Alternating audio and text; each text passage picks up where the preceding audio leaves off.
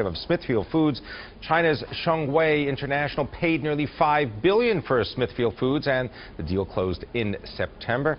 Larry, I want to just begin with... Oh my goodness, Films, that's an easy question. Go ahead. People who sit in the stands and people who follow racing, all 80 million of them, are our customers.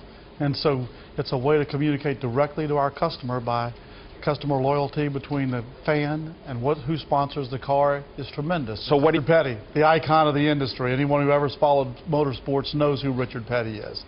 We've just signed a new 3-year deal with him, increasing our sponsorship of the famous Richard Petty Blue 43 car. And they have been to a race, and in fact, it was an eye-opening experience for them to see NASCAR, and those who've never experienced NASCAR. Where was this? This happened to be in Richmond, Virginia, and they enjoyed it.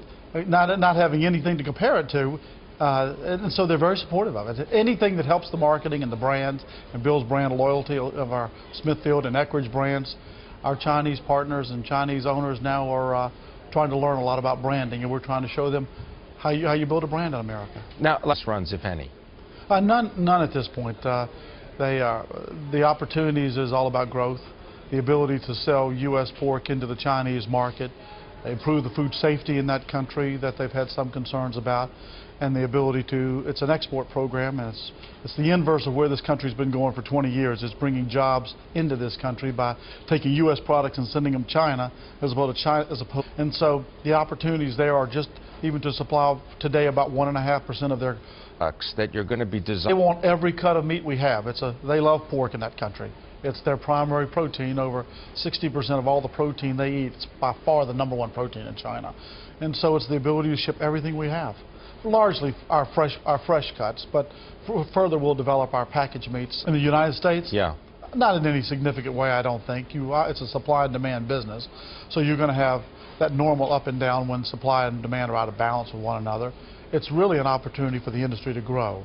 Pork in this country has not been growing for many years. So the pork industry beyond Smithfield sees this as a whole new market that the U.S. has had limited access to. Now this is through Smithfield. They have a great big access into that giant. Half of all the pork in the world is eaten in China.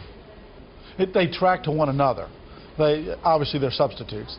Beef, pork, and chicken are all substitutes one for the other. Beef trades at the top, chicken trades at the bottom, and pork trades in between. So it's really a relative price point between the two of them. As beef goes up, pork goes with it. As chicken goes down, pork goes down with it. Cattle prices have pulled everybody's prices up, and most people know they're paying more for all of their protein and that's largely a grain issue in this country. Well, you certainly, I know the. I mean, were you surprised? I mean. I would have to tell you that I thought it would be worse than it was. Okay. Most people have some concern about China taking over America, and so that was the visceral response.